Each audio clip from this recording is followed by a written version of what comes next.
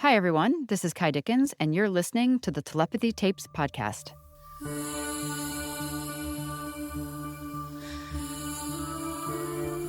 In Season 1, non-speakers showed us that telepathy is possible, shattering our assumptions about the world itself.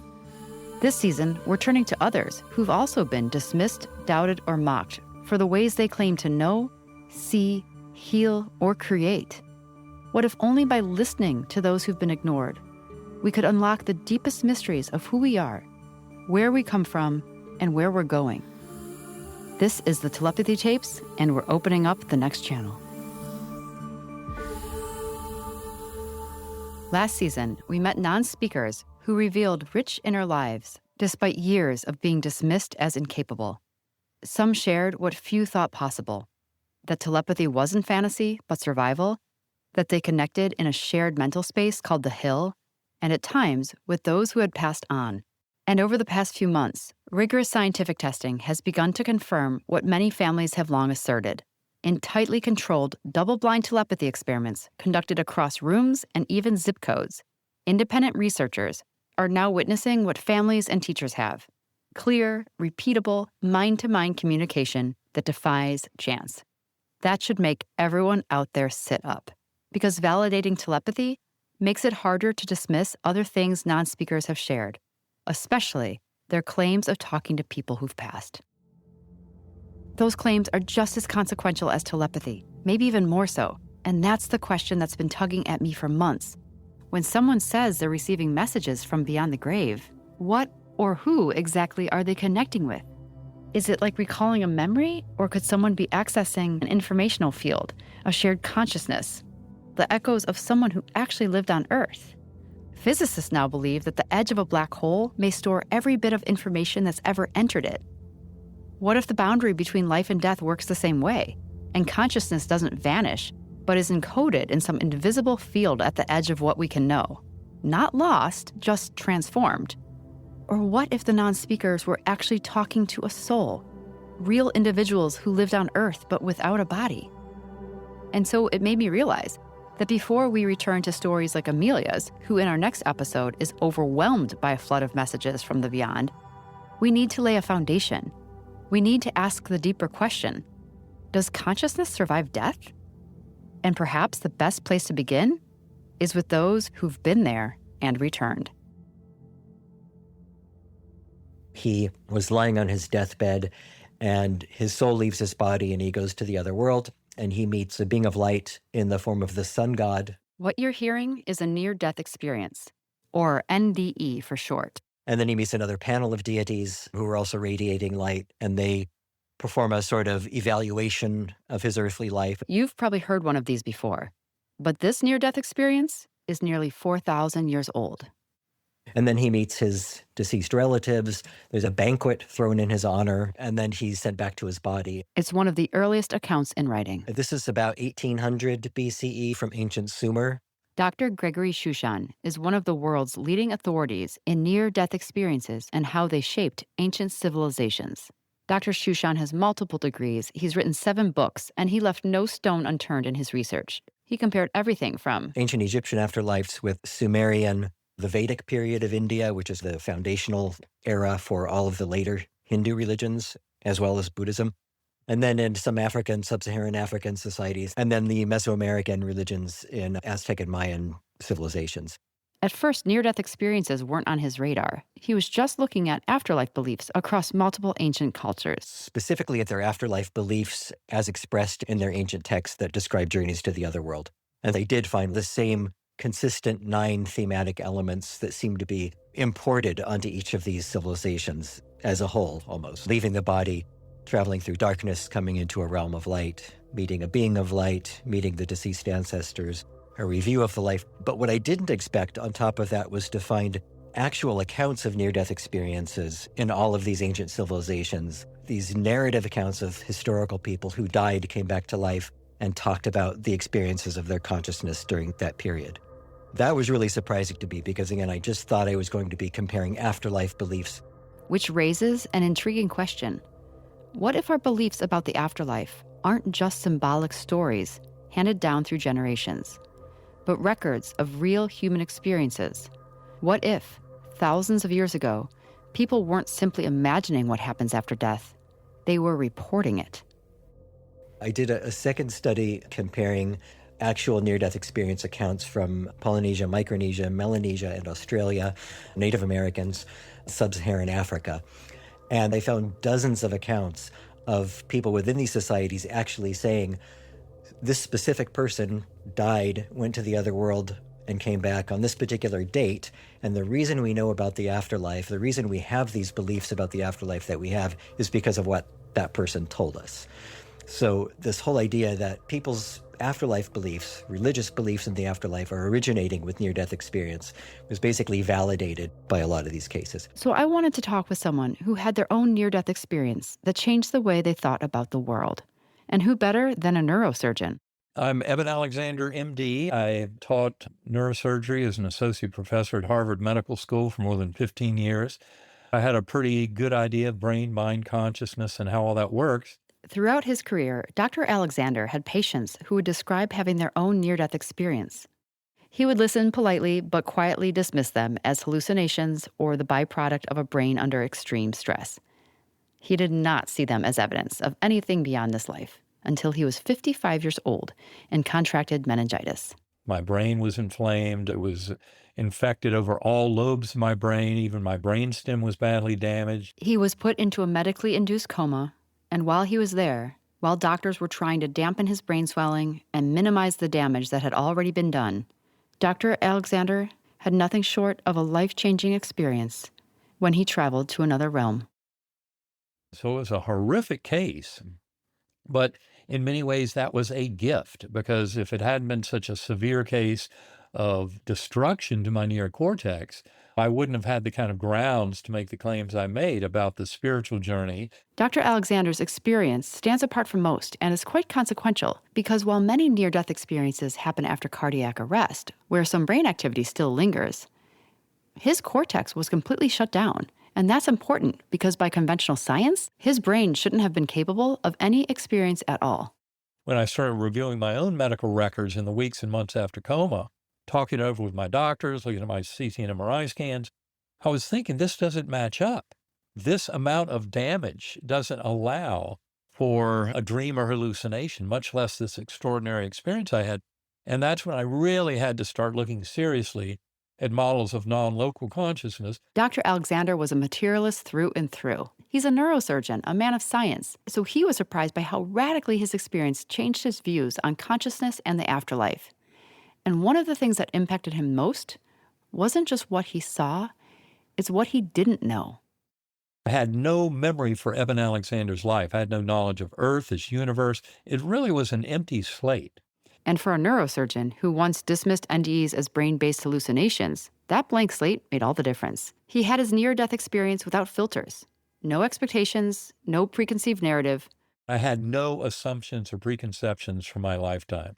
And for my work as a scientist, none of my religious beliefs, every bit of it was deleted. Which makes his visit to a seemingly afterlife, something he didn't believe in, all that more fascinating. I went through basically 3 different phases of kind of the afterlife experience. The first was in a very primitive realm. I called it the earthworm's eye view. I read Dr. Alexander's book, and this earthworm's eye view is terrifying. He describes it as this dark and murky realm of primitive awareness. He said it's like being underground and trapped in this muddy, jello-like darkness with strange mechanical sounds that were echoing around him. It felt kind of like the most basic level of consciousness. And I don't know why that hit me so hard, but maybe it's just because that's what our consciousness is like when it's trapped in a brain that's slowly shutting down. But then he describes being rescued by this melodic light. This slowly spinning white light that came towards me, and it had a perfect musical melody associated with it. I remember that light portal opening up into a higher level. And as I ascended up into this brilliant ultra reality, it was shocking. It had many Earth-like features, but it was much more like Plato's world of ideals. There was no sign of any death or decay. I just remember the colors beyond the rainbow. Down below us was a meadow. It was the world of perfection. What I was witnessing there was all this joy and merriment and children playing, dogs jumping, and festivities. I didn't have any body awareness. And that's because our modes of knowing in that realm are so much grander. Here, our physical body, our eyes, our ears, our brains, every bit of it conspires to limit our sensory flow to this tiny little trickle that's involved in our survival in the here and now as physical beings. And yet we have far greater wisdom and access to information about the universe beyond that. And then there was this third, almost higher realm he'd talk about. Angelic choirs provided yet another portal, a light portal up into this brilliant core realm. I witnessed, as I ascended to these levels, all of four-dimensional space-time collapsing down. Time flow in that realm is not identically matched to time flow in this realm.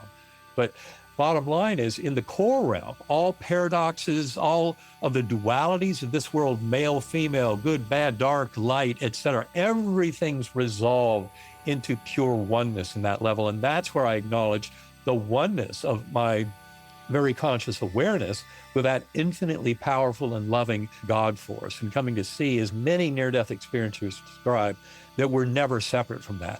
But I was always told going into the core, you're not here to stay. You'll be going back.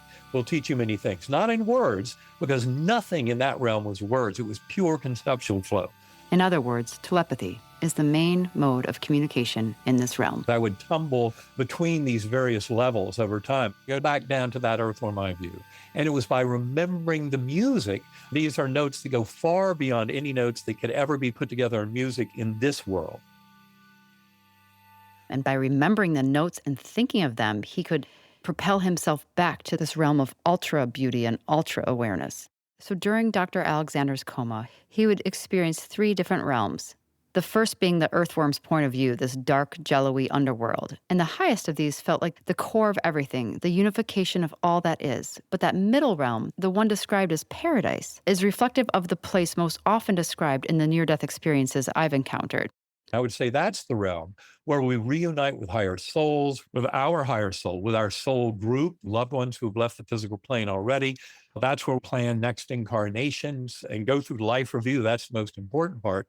Because the life review, which has been talked about going back thousands of years, we relive events in a very detailed fashion, but we're experiencing it from the emotional perspective of those around us who are influenced by our very thoughts and actions. The life review shows us very clearly that if we hurt others, we're hurting ourselves. And what Dr. Alexander experienced there tracks with so many different NDEs. And what I love about Dr. Alexander, he wrote everything down about his experience before reading any other accounts of near-death experiences because he didn't want to be swayed or influenced by what other people had said. And the best part about it was I wasn't alone. My primary spirit guide was really that guardian angel. There was a beautiful young woman beside me, and she looked at me with a look of pure love, and she never uttered a word, but she didn't have to. And of course, I wanted to know if he had any idea who this young woman was, because in doing my research, most people see someone they love or knew in their NDE. But he didn't recognize this woman. Was actually identifying her 4 months after awakening from coma, that it was the oh my God moment about the reality of the whole journey. This requires a tiny detour into Eben's backstory. Was put up for adoption. My birth mother was 16 years old and unwed, 1953. So social services took me away from her at age 11 days for failure to thrive. Now, I'm not looking for sympathy because I was adopted into a wonderful, loving family, but there was this big smoking crater in my life that had to do with my ability to trust others. I had finally met my birth family 1 year before my coma. I knew by that time that I'd had another sister and that she had passed and my family was still kind of grieving her loss. But there was always that kind of dark, left out piece that there was a sister who I would never meet. But it turns out I would never meet her in this world because 4 months after my coma, I received a picture in the mail from my birth sister, Kathy. And that was the picture of the lost sister. And when I saw that, everything came together. And I went, oh my God. The beautiful spirit guide who was by his side during his near-death experience, who he didn't recognize, was his late sister.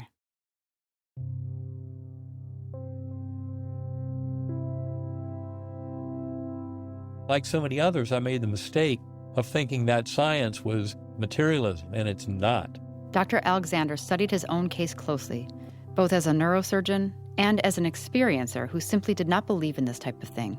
And he found no medical explanation. For him, the only answer is that his consciousness truly left his body, and what he experienced was undeniably real. That ultra reality, everything is so detailed and sharp, it's more real than lived events. And that was absolutely the case for me. More real than lived events. This is something I've heard over and over from people who have a near-death experience, that their time there, wherever it was, felt more real than their time here.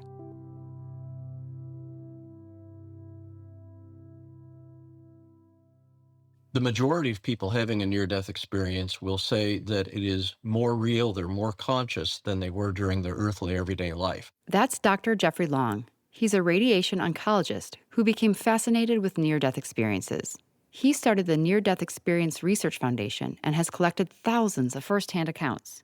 I've asked hundreds and hundreds of near-death experiencers in a survey question about their degree of consciousness and alertness.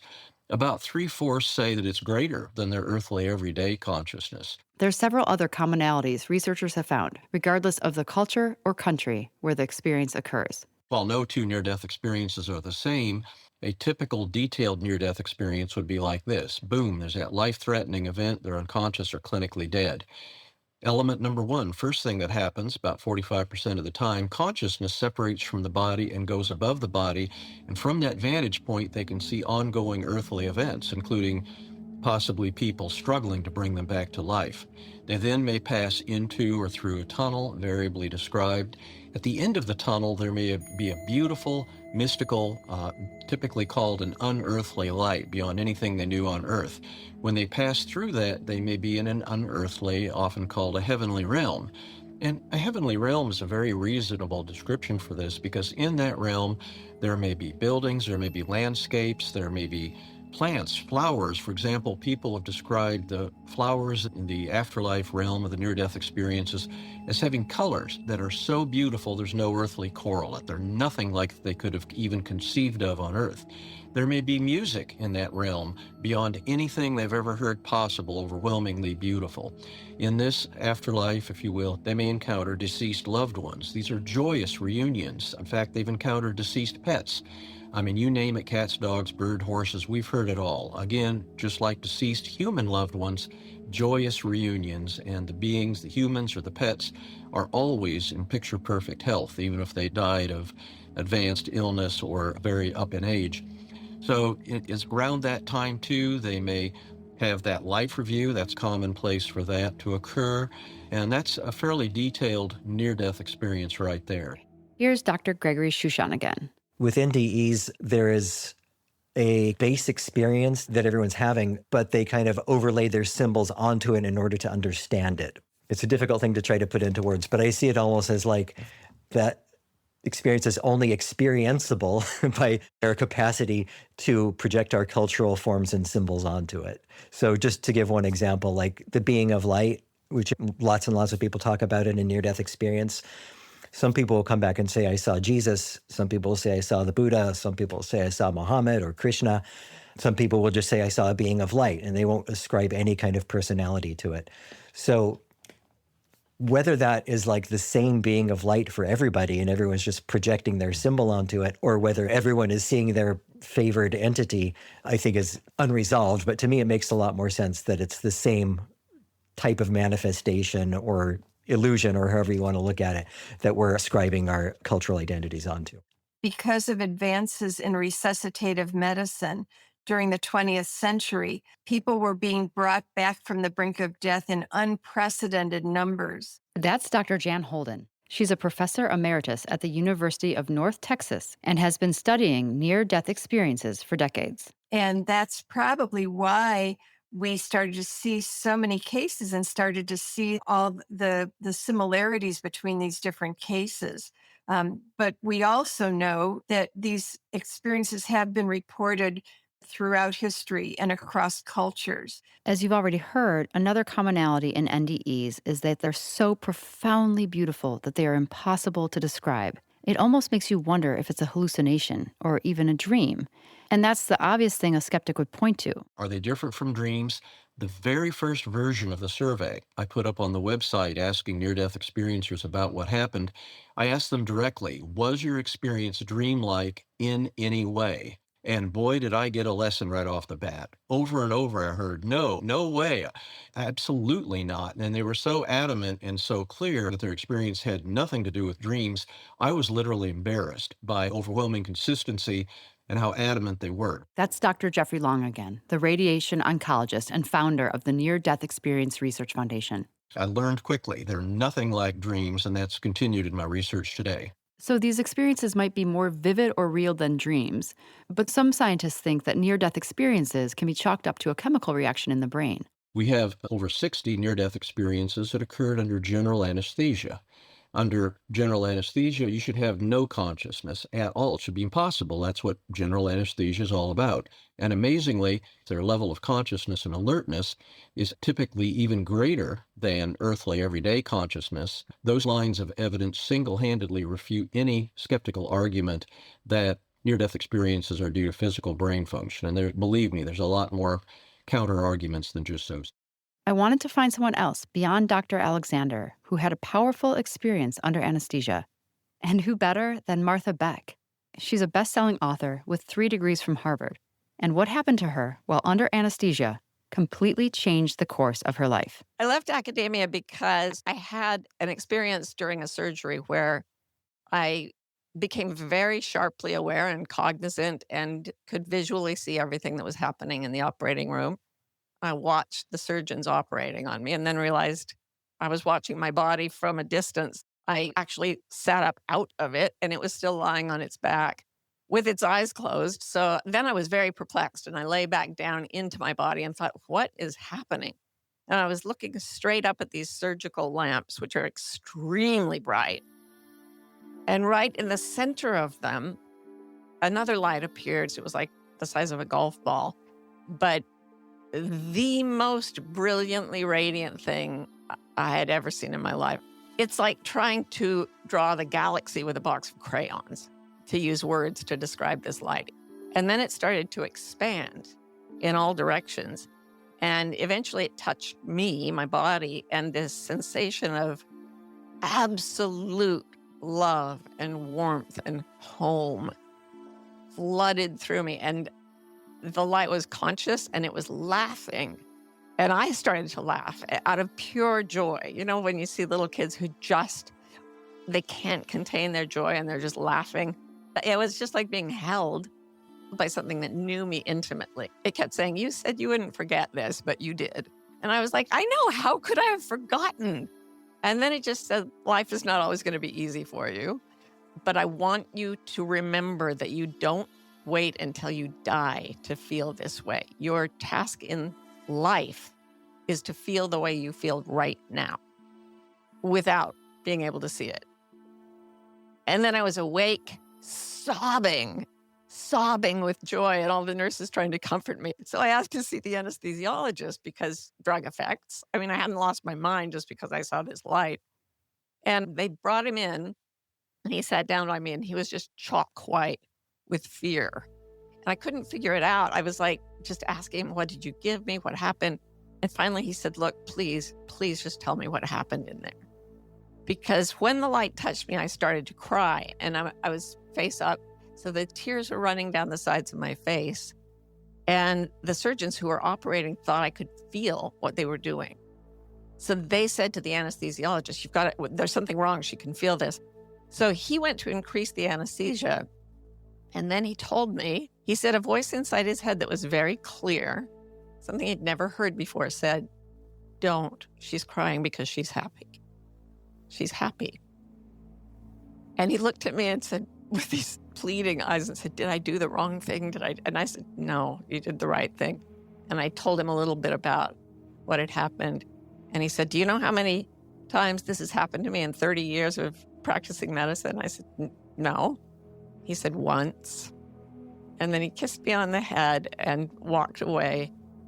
And that reassured me because he'd given a lot of people anesthesia, and that only happened once.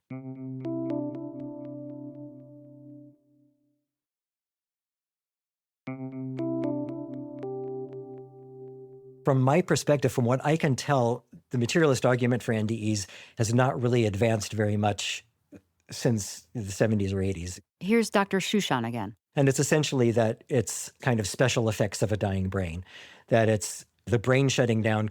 Each element of the experience might have a particular explanation associated with it. So lack of oxygen might cause the tunnel experience. That burst of brain activity might cause the panoramic life review. But once you start taking apart each one of them, you find that they just don't really hold up. Partly because if you don't have two people who are both having a life review, or two people who are both going through a dark tunnel, then how can you say it's the brain shutting down creating the phenomenon? Like for Martha Beck, there was no tunnel or life review. She seemingly went out of body. But what really makes her case stand apart is that the tears of joy she was experiencing under anesthesia were verified by the anesthesiologist himself, a man visibly shaken who understood through no rational explanation that her tears should not be misinterpreted as pain. That kind of validation makes the hallucination theory much harder to stand behind. And it's not just anecdotal. Scientists have been studying just this, comparing hallucinations to near-death experiences to see if the brain alone can really explain what's happening. I'll let one of the study's co-authors take it from here. She's a researcher at the Coma Science Group in Belgium. I'm a researcher there, and I lead all study on near-death experience there. That's Dr. Charlotte Martial. And 10 years ago, we started to conduct rigorous research on the topic. Of course, as a researcher, I am not there when people do experience near-death experience. So I have to find a way to understand it, to study it. And so one of the methods that we can use is to use psychedelic to compare the phenomenology, the impact, and potentially the neurophysiological mechanism underlying both experience. So the researchers wanted to compare a near-death experience to a psychedelic experience. And so first, we wanted to just like interview people who did experience both types of experience. And then they are able to compare it directly since they did experience both. We found significant overlap in terms of mystical-like effects in both experiences. But when we study specifically the sensory effect, we found a difference. Dr. Martial and her colleagues actually found a lot of overlap between psychedelic experiences and near-death experiences. But they also found one big difference. Near-death experiences were most often associated with disembodiment, where people can also be fully dissociated from the physical body. Dr. Martial explains that the biggest difference reported between psychedelic experiences and near-death experiences was the out-of-body experience. Many near-death experiencers have them, and in some cases can accurately describe events or people or objects that they saw while outside of their body, while under anesthesia, in a coma, or even flatlined. This is a hallmark of many NDEs, and it even has a formal name, veridical perception. They see ongoing earthly events, but it's veridical. That means it's verifiable. That means what they see, what they hear during their near-death experience at that time is real. And if they go back and check it out, absolutely real. And in fact, we have a whole series of near-death experiences that when they have that veridical perception, it doesn't necessarily have to be geographically close to their physical body. We have probably hundreds of experiences where what they're seeing, what they're hearing is far, maybe even over a mile away from their physical body, far outside of any possible physical sensory awareness. And yet, what they see, what they hear when they check it out later, accurate down to the most minute details. There's several ways they could check it out. They can either go ask people who were there, ask the people who are doing CPR, applying the defibrillator, or in the operating room, and try to validate their experience. And indeed, like I said, essentially always what they saw, what they heard when they talked to another person is real. Others, when they have that veridical perception, they're simply seeing other objects. They may see a building, they may see the top of a roof, they may see a shoe out on the hospital ledge. And that shoe reference he's talking about is one of the first near-death experience encounters that actually made me pay attention. It's the story of a woman named Maria, a patient at the Harborview Medical Center in Seattle, who went into cardiac arrest. While she was being resuscitated, she described floating out of her body and seeing a single worn blue tennis shoe sitting on a ledge outside of the hospital. After she was revived, she told the hospital social worker, Kimberly Clark Sharp, exactly what she saw. My name is Kimberly Clark Sharp. The initials after my name are LCSW for Licensed Clinical Social Worker. But at the time I found a shoe on a ledge, I was a young social worker, fresh out of graduate school, and I was on the floor when someone was flatlining. It turned out to be Maria. The next day, I was paged by one of the nurses on the coronary care unit to say that Maria was awake and really agitated. English was not her first language, it was Spanish. So first I had to find a translator. That worked fine. First, she said that she was up in the corner of her hospital room looking down, and she pointed to where it was, and I was skeptical. Then she said, without any idea how she got there, she found herself above the emergency room exit. And then Maria said that she eyeballed a large tennis shoe, dark blue, on a ledge of the hospital, she was sure. Didn't know where. She had no orientation. She thinks she was 3 or 4 stories above the ground. And that's why she was agitated. She wasn't unhappy. She was excited. She knew the shoe was there. So I started to look, and it didn't go well. I went outside looking up at all the stories, and that was 9 floors. But I couldn't see anything, so I thought I'll just go inside. And I started out on the 3rd floor. I worked my way from the east side, where I'd found nothing, to the west side, and about midway west side. Not in the same part of the hospital where Maria was, by the way. Whole different wing, in fact. I looked down, and the shoe was there. It was large. It was dark blue. I mean, it was as she described. It's just that it was such a shock. The room spun in a way I thought I was going to faint. And I found out what it's like to not be able to support my own body weight. I remember the fog of my breath momentarily on the glass. And it was like, and now everything I've ever clung to as a belief is going away with the moisture from my breath, because I reached down and picked up the shoe.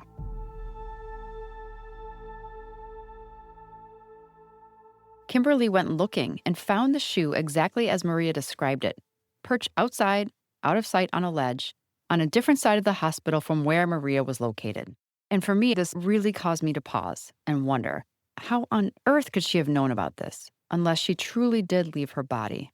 Here's Dr. Jan Holden again, professor emeritus at the University of North Texas. The person may or may not perceive their consciousness to be leaving their body. Sometimes people actually feel it. Sometimes they're just suddenly aware that they're outside of their body. They can also move to other locations at what we call the speed of thought. They think of something and then boom, they're there. And they can both see and see through things that we normally can't see through. Of the thousands of near-death experiences that Dr. Long has documented, there's one woman's experience with veridical perception that truly blew his mind. It's the story of a woman who was blind, and she describes seeing for the first time during her near-death experience. Her name was Vicky, and she was legally blind, and she was involved in a severe auto accident in her early 20s. The first time Vicky saw herself, her consciousness was over her body, and she was in the emergency room. She was initially horrified because vision was so unknown to her completely. There she was over her body, horrified. When she calmed down, she finally recognized herself by her long hair that she previously only knew by the sense of touch. And interestingly, her father had given her a ring. She only knew it by the sense of touch, but boom, she now correlated what she saw in vision with what she'd known by sense of feel. Vicky went on to have a stunningly detailed visual near-death experience. And Vicky described what many other near-death experiencers describe, and that's 360-degree vision. For Vicky, her vision was simultaneously aware and processing visual awareness in front of her, back of her, right, left, up, down. Technically, that's spherical, 360-degree vision. I told Vicky that those of us in our earthly life with normal vision, we have like pie-shaped visual fields because of the where our eyes are located in the sockets. And Vicky literally laughed at me. She said, well, no, that can't be. She says, why would you have your vision so constrained?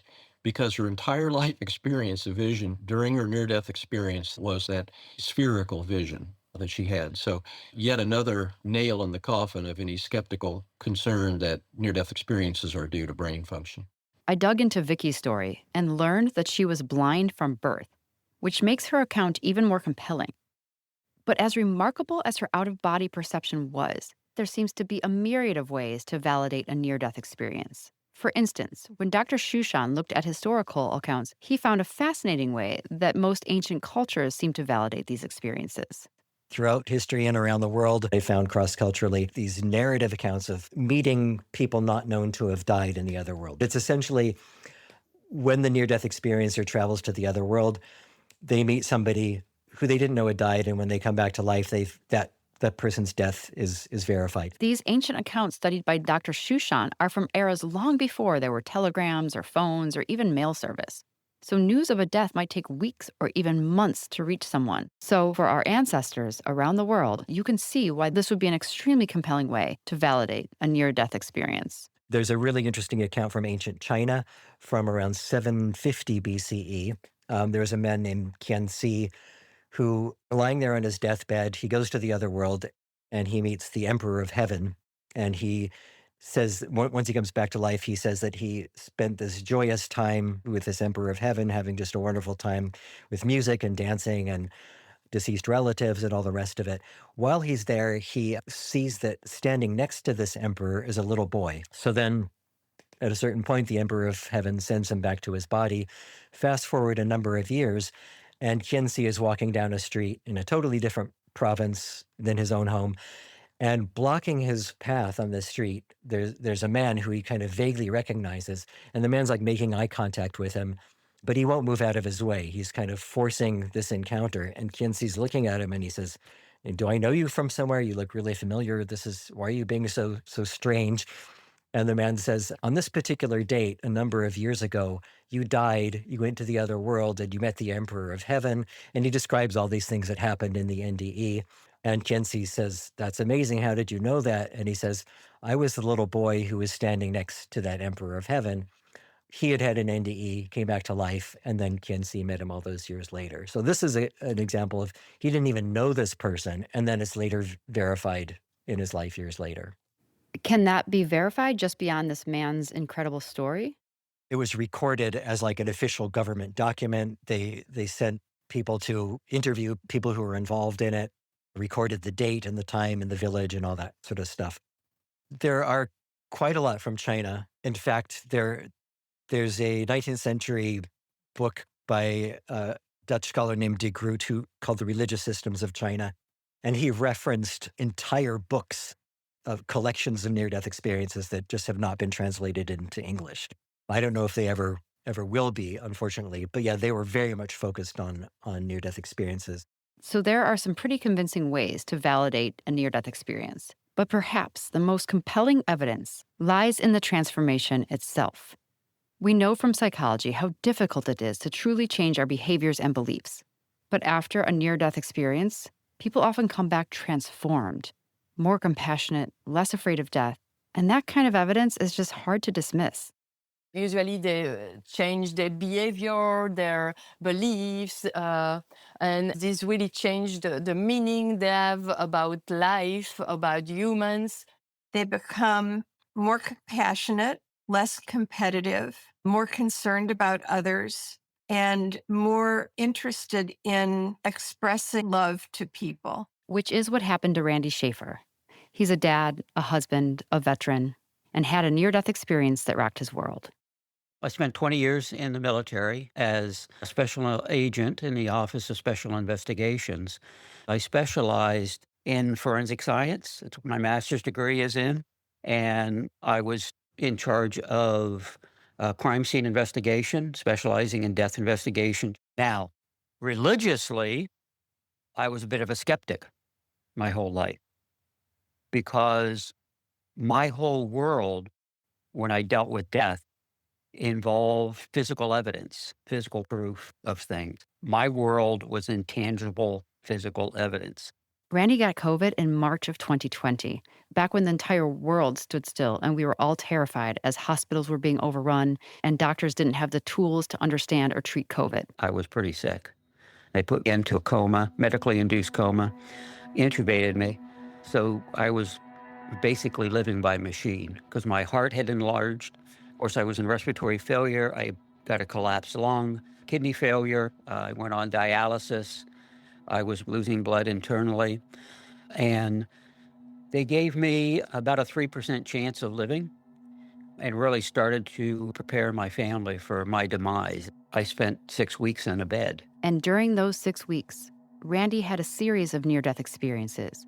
But before those, somehow his consciousness also traveled kind of nearby, watching his family from their homes and intimately witnessing them being worried and accounting for him. I traveled to my house, and I was up in the corner of our living room looking down, and my middle daughter was sitting on the couch, computer on her lap, and she was typing away, and my wife was standing at our French doors looking out onto the patio. I remember thinking of how peaceful they were. After he came out of his coma, I told them where they were, what they were doing, where they were standing. Randy verified what he saw when he was watching them, and even things like this very special little COVID detail. Everybody was isolated. But as Randy slipped to the edge of death, he traveled much further than his family's living room. I remember my consciousness awakening. I was in this long, slender tube of some sort, and I remember passing through it very slowly. I remember consciously saying to myself, okay, you died, you're dead, but where are we going? And I remember the tunnel being surrounded by light, and I could feel it. It felt warm. I traveled through this tube, and I came to the end of it, and my consciousness was standing inside a beautiful room.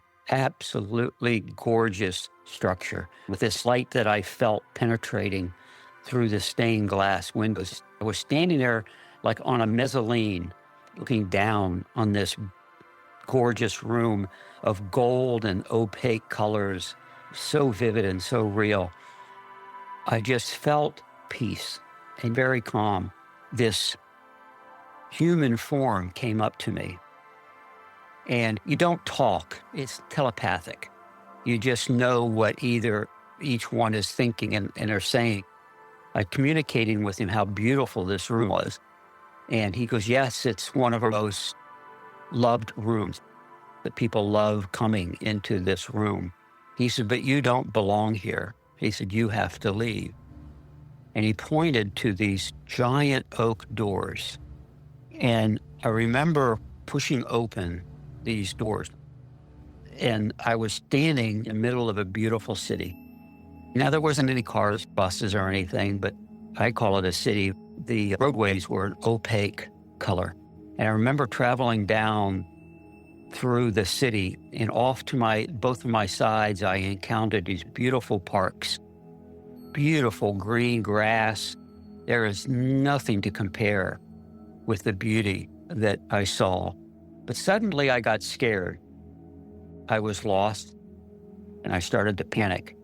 And I sat down, and I could feel others around me. I was aware of other beings around me, and I was yelling out for help. But nobody would talk to me. Nobody would encounter me. So I looked off behind me, looked over my left shoulder, and here behind me was this beautiful staircase going up as far as I could see. And I said, if I can get to that staircase, maybe someone will recognize and find me and help me get back. I knew I was dead. I just didn't know how I was going to get back or what I was going to experience next. But I remember going up the staircase, and suddenly somebody yelled out, "There's Randy, get him." And it was like somebody grabbed me by the scuff of the collar and whisked me right off of that steps. And I was back in my little dark, sedated world. Everything went black.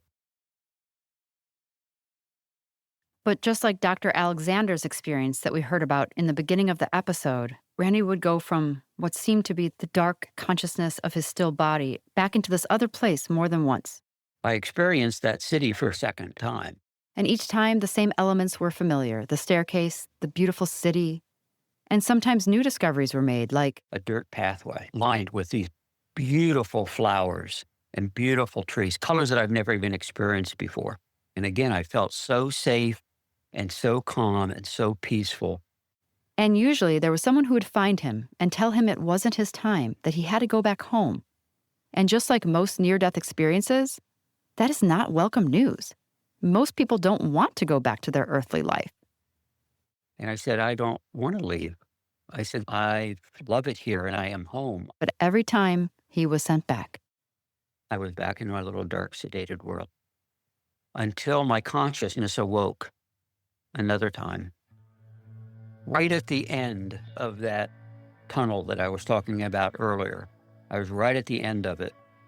And I came out into like a void. It was very late dusk. It was dark, but you could still see things. And these orbs of light were coming past me, zooming past me. And this spirit guide came up next to me and again indicated that I needed to follow him. So I started to follow him deeper into this void when suddenly, way off in the distance behind me, this orb of light catches my attention. And he came up very fast and he stopped. It almost felt like inches in front of me. He was very close. His face materialized just for the quickest second. And he tells me telepathically, tell Madison at the salon her grandfather is okay. And the word veteran penetrated me. I tasted the word. I felt the word veteran, veteran, veteran over and over and over again. And he moved onto a white porch and he started making red, white, and blue ribbons and American flags. And then suddenly my spirit guide said, you have to leave. You go. And I was gone into my dark, sedated world. And that was the last time my consciousness came alive like that.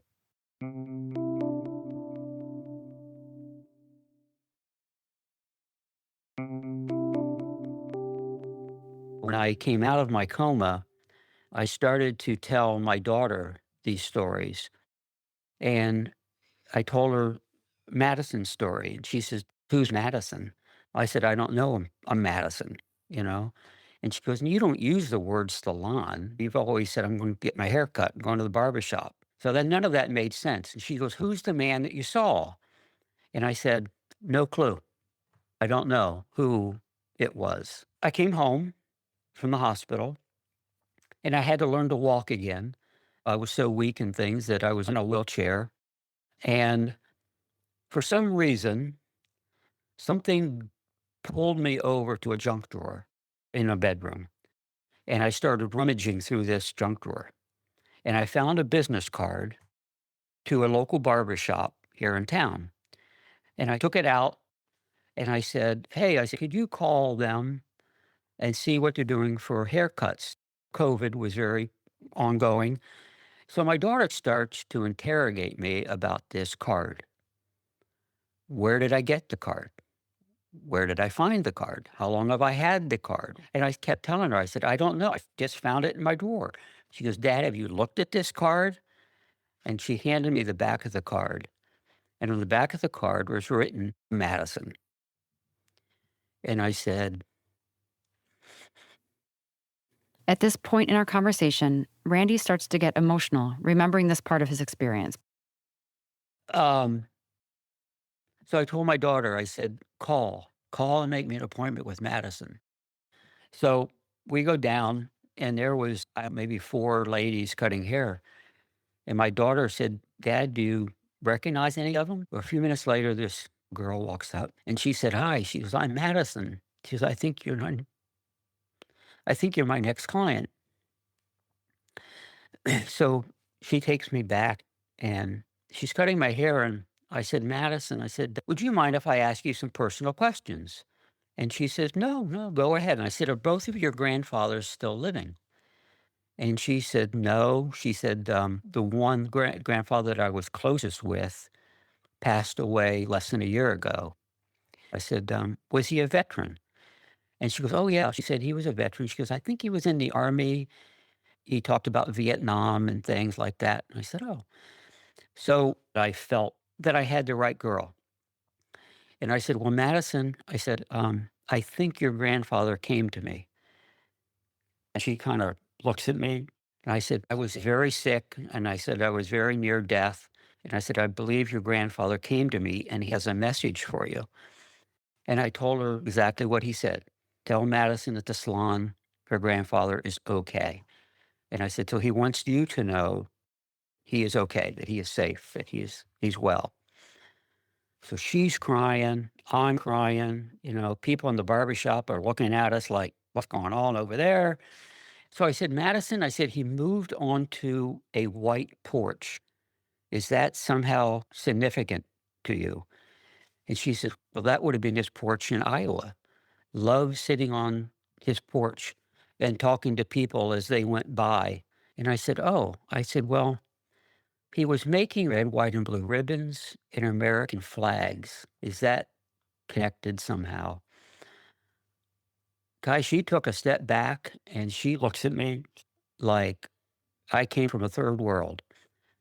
And she said through tears, he belonged to the American Legion. And every Veterans Day, her whole family would go down and make red, white, and blue ribbons, American flags for their veterans' graves. So not only did he give me a message, he told me how I could find Madison, and he gave me information that only her family would know to validate that it came from him. I wanted to hop on the phone with Madison's grandmother, the woman who loved John the longest and the most, to see how on earth this story resonated with her. He was the love of my life. We grew up together. Our lives intertwined since 7th grade until we actually did become partners. So, Kathy, tell me what happened when Madison called you. I mean, what on earth did she say to you after that encounter the first time? She just said, Grandma, I have something to tell you. And she just started out telling me about Randy. She said it was really sentimental. She said he got to some point, she goes, where I had to believe him.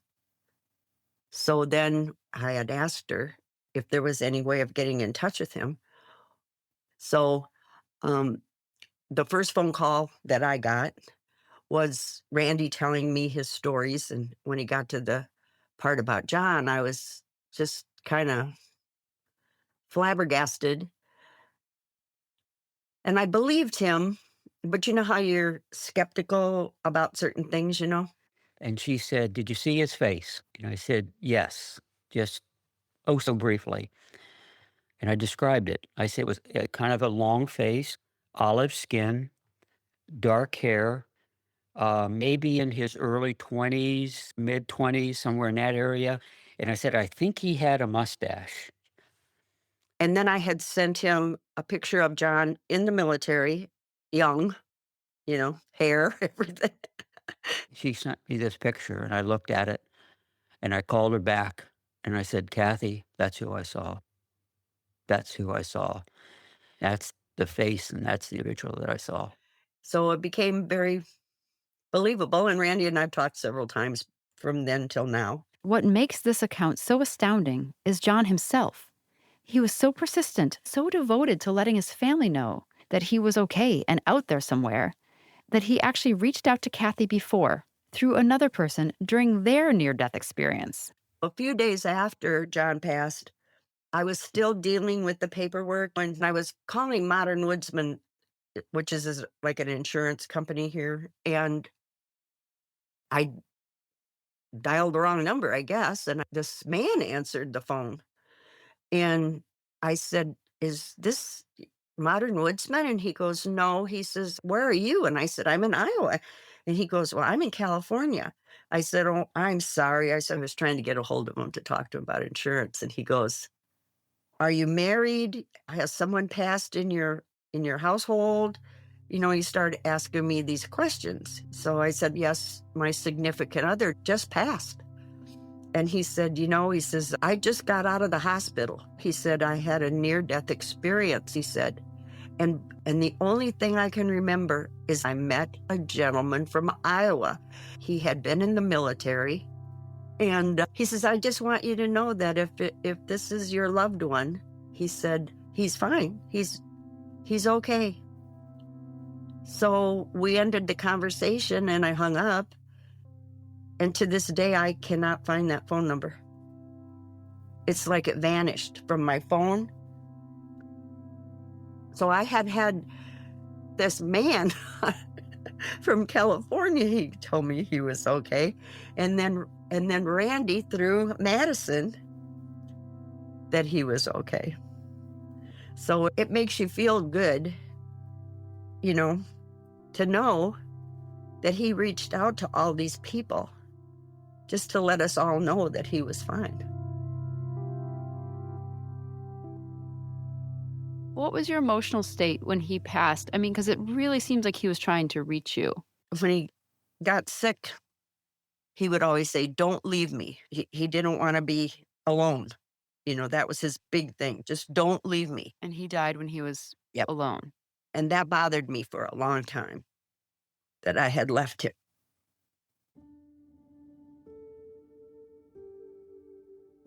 I truly believe now that you can come down and see your loved ones here on earth. How else would John know where Madison worked? He knew that I was in heaven and that we had a remote connection simply through location. And he selected me because of that to get the message to Madison and then on to Madison's family. When you come on an experience like this, you know that there is life after death and that you will see your loved ones. It's just another remarkable story about a near-death experience creating connections and lasting impact for people. And scientists who want to understand consciousness are taking note. I have even more questions than 10 years ago on death, on life. Personally, I think this also influenced the way I see consciousness, the way I reflect on mind and death, of course. I will say for me personally, that which I took on faith for most of my life, now I have a mountain of evidence knowing that there's an afterlife, and I know something about it. I know that it's infused with love. I know that it's non-physical in every sense of the way. I know time is either radically different or doesn't exist. I know that there's a God there. I know that it's a part of a realm of me, you, and every single person. It's literally the heritage of where we came from and the destiny of where we go. And in the end, it's the experiencers, not the experts, who can interpret meaning the best. There's been so many times afterwards that I will see somebody and quickly learn that they are struggling because of someone's demise or a close friend passed away. And I tell them my story, and it always brings them some sort of peace. There is an afterlife, and we should look forward to going there. And that's my message. And I believe that I was selected to pass on this message. Near-death experiencers describe reunions, lessons, life reviews, a place that feels more vivid and real than here, and a love and peace and acceptance so big that it defies words. If their stories are even partly true, it suggests our minds aren't just biological machines, but they're part of something vast. And if consciousness can survive the body, could it also communicate across that divide? Next time on the Telepathy Tapes, we'll explore one of the most controversial frontiers of all, mediumship. Almost no group in history has faced more accusations of fraud and deception. But what if there truly are gifted mediums among us? And what if they have to say doesn't just validate near-death experiences, but informs them, and us, about what it really means to be alive and to die? If you want to go deeper, ask me anything, or get ad-free episodes, subscribe at thetelepathytapes.supercast.com or tap the Supercast link in the show notes. Thank you to my amazing collaborators. Original music by Rachel Cantu, logo and cover art by Ben Candora Design, audio mix and finishing by Michael Rubino, contributing producer Lori Rubin, and our incredible hardworking podcast staff, Jill Pachesnik, Catherine Ellis, and Selena Kennedy. And I'm Kai Dickens, creator and host.